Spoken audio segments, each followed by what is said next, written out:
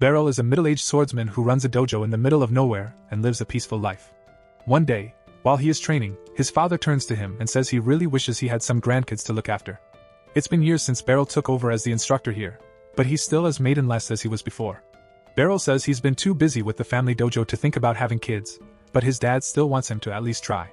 He even suggests that Beryl should try rising up one of his female students so he can get married, but for ethical reasons he refuses.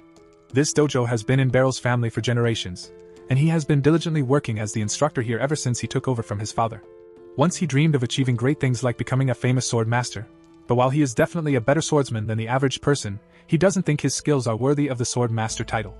With that said, he thinks of himself as a good teacher since many of his students have gone on to become successful swordsmen after graduating. Once practice is over, Beryl goes home to have dinner with his parents, but his dad is still insisting that he get married already. Beryl's dad tries to get his friend to pressure Beryl into finding a wife, but she says these things take time, so there's no need to rush him. However, she is still expecting Beryl to give her a grandbaby.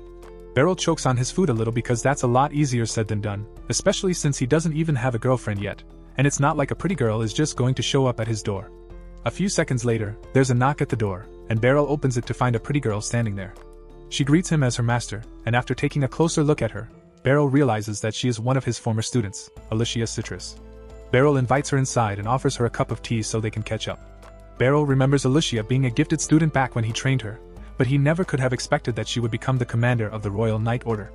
Anyway, Beryl asks her why she came to visit, so Alicia explains that part of her duty as Knight Commander is to train new recruits, so she took it upon herself to recommend Beryl as a special sword instructor. She even got approved as an Imperial Order, so she came to inform Beryl of the good news.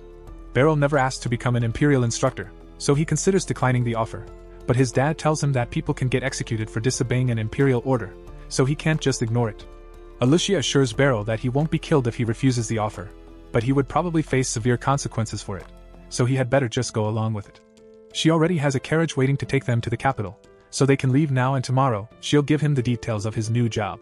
Beryl can't believe Alicia expects him to leave right now, but his dad is already on board with the idea, so he wishes Beryl good luck and tells him to find a wife for himself while he's in the capital. In fact, he says Alicia would make a great wife for Beryl, but Beryl tells him to stop saying stuff like that because it's making Alicia uncomfortable. There's way too much of an age gap for him and Alicia to become a couple, but Alicia mumbles under her breath that she wouldn't mind. Anyway, Beryl doesn't want to find out what the severe consequences are, so he agrees to the offer and accompanies Alicia to the capital. While the two of them are sitting in the carriage, Beryl notices that Alicia is still using the sword he gifted to her. This is a sword Beryl gives to all the students that graduate from his dojo, and Alicia has taken special care of hers ever since she got it. Beryl is glad to see that she values his gift so much, but he doesn't think sword is good enough for a knight commander like herself to use. He says she could find something better at any other blacksmith, but Alicia says this sword is the perfect one for her. Beryl assumes she must be so attached to that sword because as her former master, she still believes that anything she gets from Beryl is superior, but he is just an ordinary swordsman, so he'd never be able to cut it as a special instructor. Just then, Alicia speaks up and says she is so excited that the hillbilly sword master is finally coming to the capital. Beryl has no idea who she's talking about because he's not a hillbilly, and he's definitely not a sword master, but she tells him that he is well known in the world of swordsmanship. He has trained dozens of students who went on to become legendary swordsmen and adventurers, so he is a bit of a living legend, although Alicia isn't happy with the nickname he got. Beryl finds the story interesting, but he is convinced that Alicia is the only one who thinks of him as a sword master. Soon, they arrive at the royal capital, so Alicia drops Beryl off at an inn so he can rest, and she says she'll come pick him up tomorrow morning. The next day, Alicia takes Beryl to the castle and introduces him to the Knight's Order. She informs all of the recruits that Beryl is so strong that even she would be no match for him, so they should feel honored to have such a skilled man as their teacher.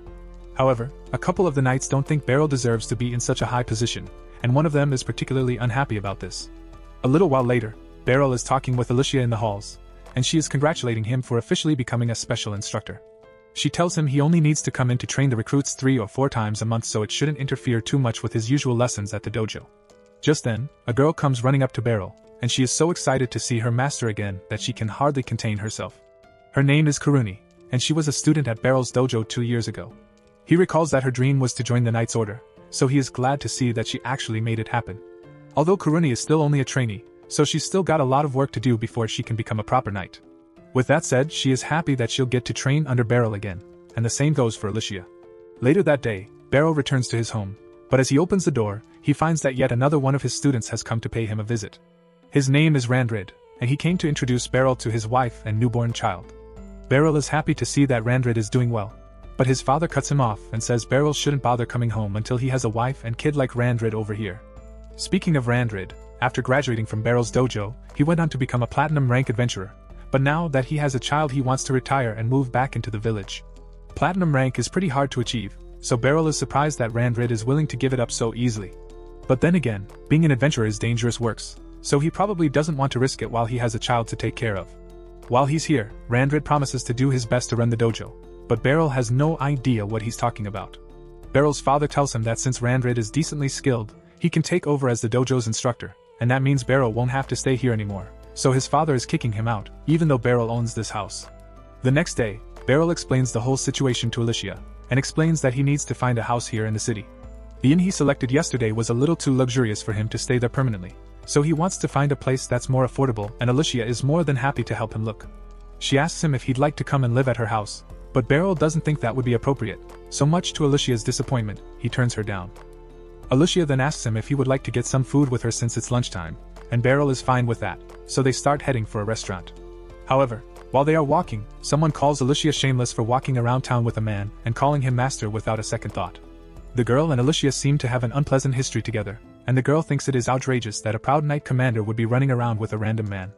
Beryl has been trying to hide his face so he can avoid conflict, but the girl wants to see his face, so she pulls the map down, and as soon as she recognizes Beryl, she calls him master too. Beryl is confused by this because he has no idea who she is, so she reminds him that her name is Serena, and he once saved her and taught her how to use a sword. It takes a while for Beryl to remember, but he eventually recalls finding an injured girl 20 years ago. He took her in, nursed her back to health, and eventually taught her how to fight, but he hadn't seen her in over a decade, so he's pleasantly surprised to see that she's a black rank adventurer. Serena apologizes for not visiting Beryl all these years, but she's also curious as to why he is suddenly in the royal capital. Alicia explains that Beryl has been appointed as a special instructor for the Knight's Order, so he is moving to the capital, and she is here to help him find a suitable inn. However, Serena says she'd be much better at finding accommodations because as an adventurer, she was used to staying in inns. Serena and Alicia start arguing over who gets to go house hunting with Beryl, and Beryl has no idea why the two hate each other so much, but with their help, he eventually manages to find an inn that suits him. He thanks both of them for their help, but he asks them to please stop arguing with each other for his sake because he can't listen to any more yelling. Out of respect for Beryl, the two of them stop arguing with one another and quietly walk home. Beryl watches them from a window, and while he can't say he will enjoy all the excitement of city life, he thinks it's nice that he will have so many of his students around to take care of him. The next day, the Knight's Order is training as usual, and the Vice Commander, Blitz, is absolutely dominating all the others with his skill. After defeating his sparring partner, Alicia suddenly makes an announcement and informs everyone that there has been a change to the schedule. Instead of once a week, Beryl will be instructing them starting today, so she expects them to work harder than ever before. Beryl tells them all that he is happy to be here, but before he can begin his first lesson, Blitz approaches and says he has something to say. To be a special instructor for the Knight's Order, Beryl would need to possess a certain level of strength, so he is challenging him to a duel. Blitz isn't trying to be disrespectful, he simply wants to make sure that Beryl is good enough for the position, and as the Vice Commander, he is within his rights to ask for a duel, so Alicia sanctions it. Beryl really wishes she would stop agreeing to things on his behalf, but since Blitz challenged him, he has no choice but to get ready for the duel. Blitz is sure that Alicia only thinks highly of Beryl because he was her instructor when she was a kid, but that doesn't mean Beryl is cut out to be a special instructor for the Knight's Order, so Blitz is going to prove that by defeating Beryl right now. Beryl agrees with Blitz because he doesn't think he is good enough for this job, but it would look bad for Alicia if the man she recommended lost easily, so he decides to do his best against Blitz. The duel commences, and Blitz charges in to attack Beryl. Beryl begins parrying the attacks, and he is amazed by the sheer power and speed that Blitz possesses. But he knows that if he can deflect one of the strikes just right, then it will leave Blitz wide open and he can close in for a strike. That's exactly what he does, and Blitz is left speechless because in a real battle, he definitely would have died just now. That counts as a point for Beryl, so the two of them return to their starting positions and Blitz begins attacking again. Beryl still can't believe how strong Blitz is, but all his moves are predictable, so it was pretty easy for him to parry. Blitz realizes he won't hit Beryl if he doesn't go all out, so he uses his signature move to attack. The Warring Blade technique has so much power behind it that it can't be blocked or parried, so there should be no way for Beryl to win here. However, after Blitz swings his sword, Beryl disappears and reappears behind him with his sword next to Blitz's neck.